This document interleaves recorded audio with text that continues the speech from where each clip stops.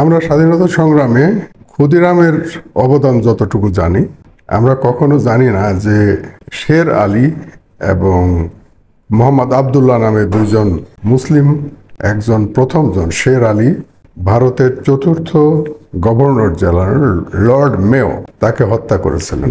আসসালামু আলাইকুম প্রিয় দর্শক এবং পাঠক ভাই বোনেরা, আমি আমার সাম্প্রতিক একটা বই নিয়ে কিছু কথা বলবো। এই বইটা খুব গুরুত্বপূর্ণ আমাদের ইতিহাসের বিচারে। বইটা হয়তো আপনারা দেখতে পাবেন, মুসলমানের রক্তে লেখা ভারতের স্বাধীনতা।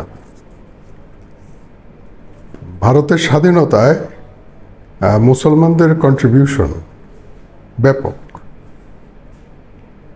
জনসংখ্যা অনুপাতে সেই সংখ্যা বিরাট।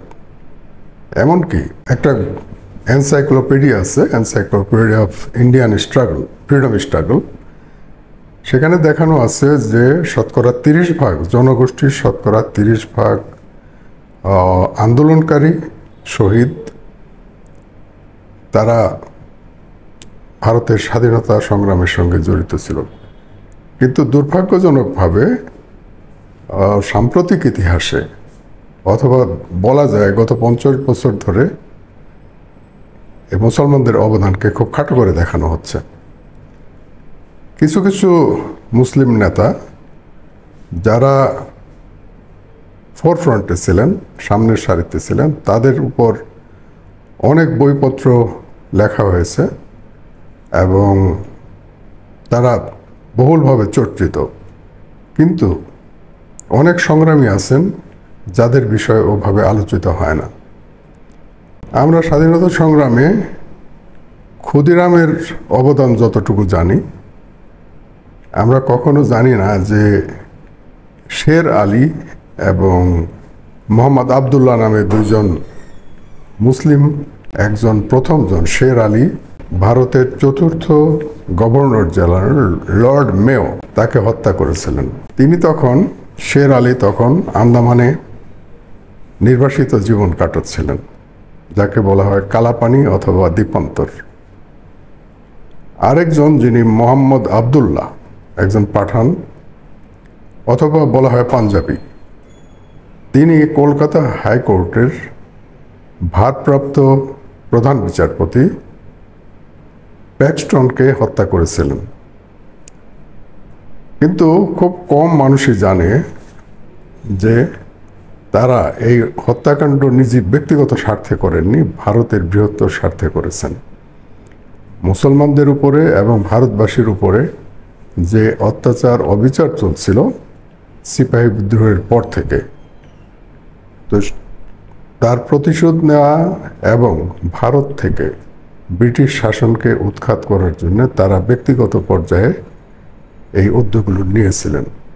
তাদের সঙ্গে আর কারো সংশ্লিষ্টতা পাওয়া যায়নি। তবু এই চেতনা শুধু এই দুইজনের ছিল না, বহু মানুষের ছিল। যে কারণে প্রথম 1857 সালে সিপাহী বিদ্রোহের পর সবচাইতে বেশি সংখ্যক লোককে ব্রিটিশ সরকার আন্দামানে দ্বীপান্তরে পাঠিয়েছিল।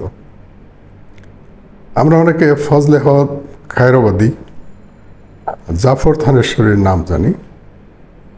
খায়রাবাদী আন্দামানে মৃত্যুবরণ করেছেন এবং এখনও তার কবর ওখানে রয়ে গেছে। আরেকজন আছেন দাক্ষিণাত্যের আলাউদ্দিন, তার কবরও ওখানে আছে এবং স্থানীয় লোকজন সেগুলোকে শ্রদ্ধার সঙ্গে প্রতি বছর উরস এবং অন্যান্য অনুষ্ঠানাদির মাধ্যমে স্মরণ করেন। এই ব্যক্তিত্ব যাদের সম্পর্কে আমি এই বইয়ে, মুসলমানদের রক্তে লেখা ভারতের স্বাধীনতা, এই বইয়ে এনেছি, তাদের কিছু কিছু আছে, তাদের উপর নির্দিষ্ট বই আছে, কিন্তু অধিকাংশের উপর তেমন কোনো লেখা নেই। আমি এর উপর কাজ শুরু করি মূলত 2020 সাল থেকে। অনেকের নাম পাই, অনেকের নাম পাই না। তো ভারত সরকার তাদের সংস্কৃতি মন্ত্রণালয় আজাদি কা অমৃত উৎসব এই নামে একটা ওয়েব পেজ চালু করে সেখানে তারা অনেক মুসলিম নেতা অথবা ব্যক্তি তাদেরকে তুলে ধরে, কিন্তু খুব সংক্ষিপ্ত পড়ে, তাদের সম্পর্কে বিস্তারিত কোনো আলাপ নেই। 1 প্যারা 2 প্যারা এর মধ্যে শেষ করা হয়েছে। তো আমার জন্য সুবিধা ছিল এই নামগুলোর সংগ্রহ করে তাদের সম্পর্কে কোথায় কি আছে সেই রেফারেন্সগুলো সংগ্রহ করে এই সংকলিত করা। তো যারা এই সুযোগটা দিয়েছেন তাদেরকে ধন্যবাদ। আমি কিছু ব্যক্তি যারা আত্মত্যাগ করেছেন এই বেঙ্গলে খুব কম। একজন ভদ্রলোক আছেন যিনি ব্রিটিশ আর্মিতে ছিলেন, হাবিলদার রজব আলী। তিনি চিটাগাংয়ে পোস্টেড ছিলেন এবং সিপাহী বিদ্রোহের পর সালটা আমি এখন উল্লেখ করতে পারছি না, মনে নেই, উনি চিটাগাংয়ে বিদ্রোহ করেন। তো যখন কলকাতা থেকে নেভাল একটা ফোর্স পাঠানো হয় এবং চট্টগ্রামে পৌঁছে, তখন তাকে চট্টগ্রাম ছেড়ে ত্রিপুরার দিকে যেতে হয়। কিন্তু ত্রিপুরার যে রাজা তিনি ব্রিটিশের সহযোগী ছিলেন এবং তাকে ত্রিপুরায় ঢুকতে দেননি। তো অনেক বাধা বিপত্তি পেরিয়ে তিনি সিলেট হয়ে আসামে প্রবেশ করেন।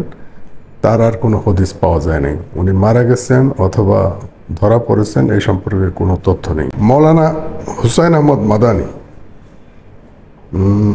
যিনি উত্তরপ্রদেশের এবং দেওবন্দের একজন আলেম, তার ত্যাগ এবং অবদান খুবই উল্লেখযোগ্য। তার উস্তাদ দেওবন্দ মাদ্রাসার যিনি প্রিন্সিপাল ছিলেন, তাকে 1915 সালে আফগানিস্তানে প্রবাসী সরকার গঠনের দায়ে অভিযুক্ত করে মাল্টায় দ্বীপান্তরিত করা হয়। তো ছাত্র হিসেবে হোসেন আহমদ মাদানি অপশন দিয়েছিলেন যে তিনি তার উস্তাদের খেদমতের জন্য মাল্টায় যাবেন। এখন 3 বছর সেই দ্বীপান্তরকালে হুসাইন আহমদ মাদানি তার সঙ্গে ছিলেন। এরপর কোনো কারণে, রাজনৈতিক কারণে হোক বা অন্য কোনো কারণে হোক, তাকে দেওবন্দে আর জায়গা দেওয়া হয় নাই। তার পাণ্ডিত্য এত বেশি ছিল যে কলকাতা ইউনিভার্সিটি, ঢাকা ইউনিভার্সিটি, ইজিপ্টের আল আজহার এবং নিজাম, হায়দ্রাবাদের নিজাম শাসকদের বিশ্ববিদ্যালয়, উসমানিয়া বিশ্ববিদ্যালয় সম্ভবত, সেখানে ডাকা হয়েছিল। কিন্তু তার শর্তের সঙ্গে এগুলো কোনোটাই না মিলায় তিনি সিলেটে এক আলিয়া মাদ্রাসায় এসেছিলেন।